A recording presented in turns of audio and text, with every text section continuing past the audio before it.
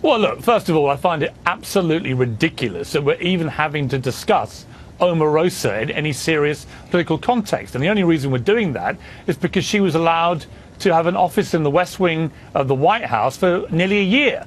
I don't know why Donald Trump would have ever let her in there. She's already behaving exactly how I could have predicted she would behave. In other words, she's squealing like a canary and taking them all down, as of course she was going to. She's Omarosa. She's a reality television star whose only raison d'etre is to be a poisonous little viper, spreading gossip, innuendo, and terrorizing everyone in her wake. So, first question, what was she doing there? There is no sensible answer. I mean, for all the time we spent on the Russia story, this is a bigger scandal. I agree. She worked at Omarosa, worked in the White House. Really? Why? Democrats didn't even notice. I guess she's too, she seems normal to them. I guess. I don't know. Well, the extraordinary thing, I think, is we have all this stuff about Rob Porter, which is a very serious matter, and it's quite clear that he shouldn't have been there either, given what we now know about him. And there are questions for the administration right to the top about who knew what, where, and when. But if we're going to apply that logic and judgment to Rob Porter, where was the same logic and judgment about having Omarosa with her own office in the West Wing? I mean, it is almost beyond parody. And yet there is a serious point to this, Tucker, which is who is the president surrounding himself with? I have a lot of time for Donald Trump. I've known him a very long time. I met him when I took part on Celebrity Apprentice with Omarosa. But he's got to have better people around him in the White House, I think, than the types of people we see with Rob Porter and Omarosa. Yeah, I mean, I think Omarosa's probably in her own category. I can say, having been over there a few times, that it's not chock full of Omarosas, but she did work there. She became famous for being horrible. I don't think that's an overstatement. You worked with her on The Apprentice. What's she like? She's absolutely appalling. I mean, literally one of the worst human beings I've ever encountered in my life. And I've encountered a lot of bad people. She has no saving grace. She was vicious, conniving, scheming, plotting, treacherous. Her first gambit to me, day one, first challenge, she sidles up to me. I've never even met this woman. And she says to me, "Hey, Piers, we should have a showmance."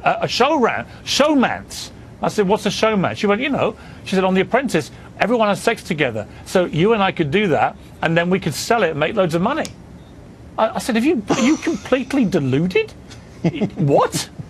Please go away. She said, "What? What's the matter with you? Are you gay?" I went, "No, just because I don't want to have sex with you on this show, that doesn't make me gay." So anyway, this was your Me Too moment? Literally for about...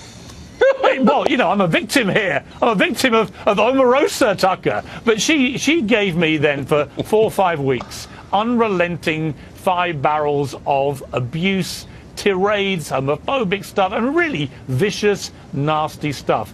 And I couldn't believe it. I mean, she got beaten in the show. I ended up winning it. That stuck in her mind as well.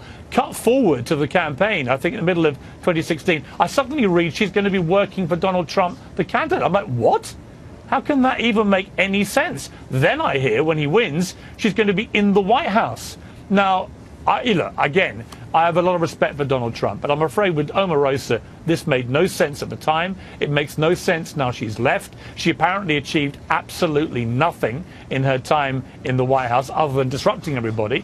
And you can just bet your life she was there listening, plotting, scheming, probably tape recording. We're now going to have Celebrity Big Brother and all the stuff will come out of that. Then we're going to have the book, then the docuseries, and then the Lifetime movie, Tucker, at which point you and I are going to have to leave the country because it is so ridiculously absurd.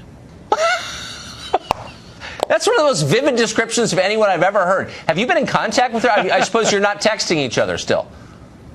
You know what? We have not stayed in touch. I did bump into her once at a WWE wrestling event. And it's funny, the nausea I felt in the exact moment that she made that proposition to me all came flooding back. And I literally had to run to the restroom and regurgitate exactly what I had done all those years before. She is beyond any reproach. She's a professional agitator of epic proportions and probably the least trustworthy human being ever conceived on God's earth. And for her now to be laying into Mike Pence about religion when religion has somehow created this monster is beyond any sense of realism you could ever wish to have.